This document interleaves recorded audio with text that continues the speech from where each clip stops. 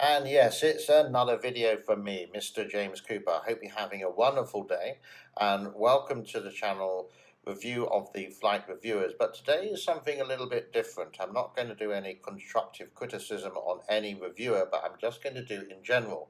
And this episode is called Flight Reviewers Review Ideas. We've mentioned before what we look for when we're looking at these YouTube videos, for example, the airport, the seats, etc., etc. But some things seem to be missing. First of all, let's do the airport in itself. Now, the reviewer may be traveling first or business class, which is a high percentage of the time it fills, and they only show the business class lounge or the first class lounge. Okay, really nice to look at. But again, we go back to the average person. He's going to travel economy. He doesn't have this luxury.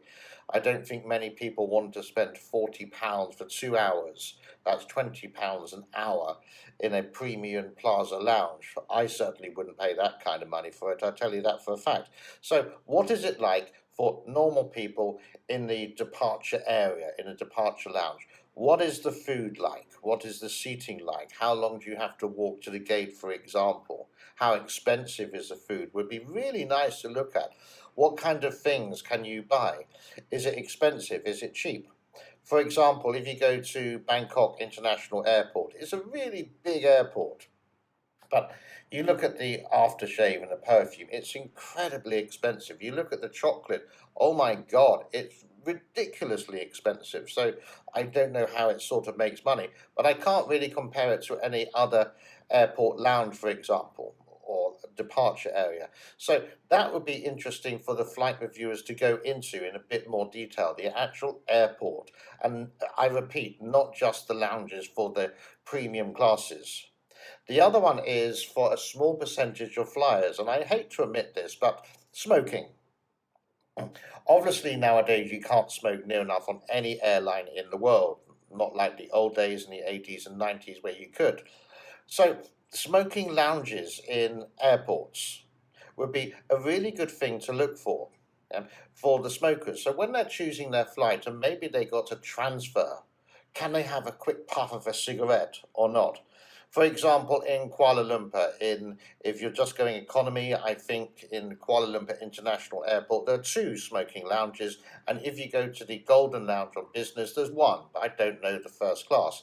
Bangkok in February this year, 2019, all airports are no smoking zones apart from outside, for example, Bangkok International Airport again. So imagine that you are a smoker and you're traveling to, let's say, Hong Kong via Bangkok. In Bangkok, you can't smoke. You've been on the aeroplane for 10 hours, you're gasping for a cigarette or gasping for a fag. You can't have one unless you go through immigration, go outside, have a cigarette, then go through immigration, security and immigration again. Whew, you kind of say, is it worth the whole experience? Example, no. Terminal 4 in Heathrow Airport, for example. I did Malaysian Air to England last year, and I was surprised to find they have put a smoking lounge sort of outside the terminal building. You have to walk down some steps, and it is outside. And I thought a brilliant idea. I don't know about the other terminals. So, flight reviewers, I think that's something that you should look for. So, you're completing the 100% of the flyers, and the flyers are your clients, they're your customers. What else do we have? The actual seats on the aeroplane. Now, again, you can get the configuration of the aeroplane.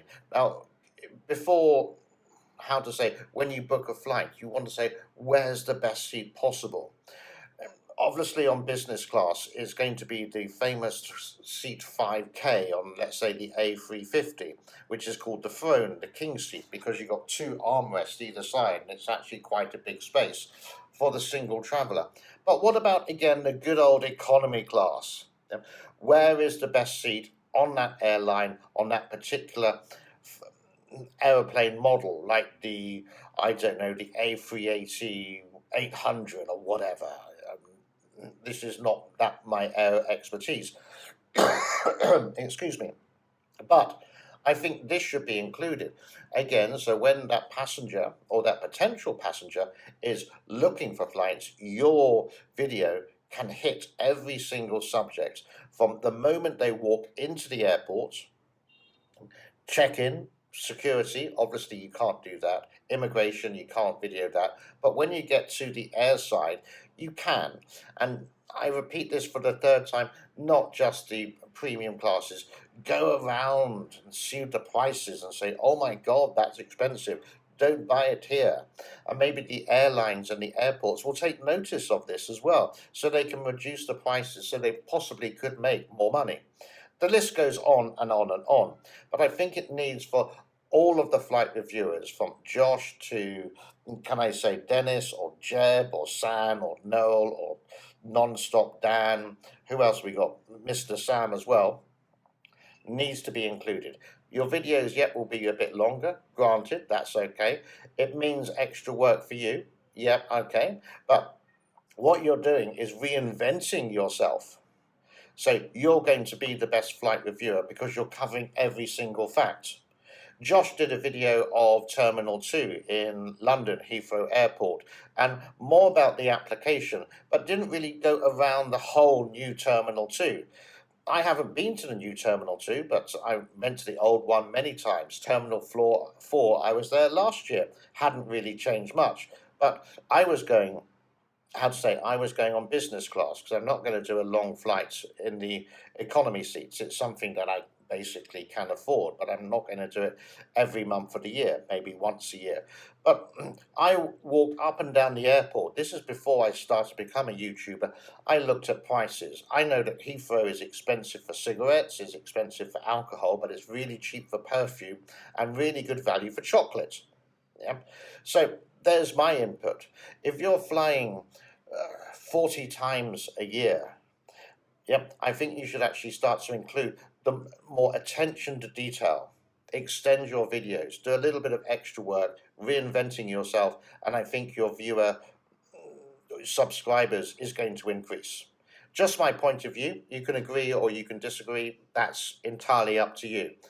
As always, I would love you to subscribe and share and comment if you ever reached 7 minutes and 32 minutes of this video. Sorry, 7 minutes and 35 seconds of this video.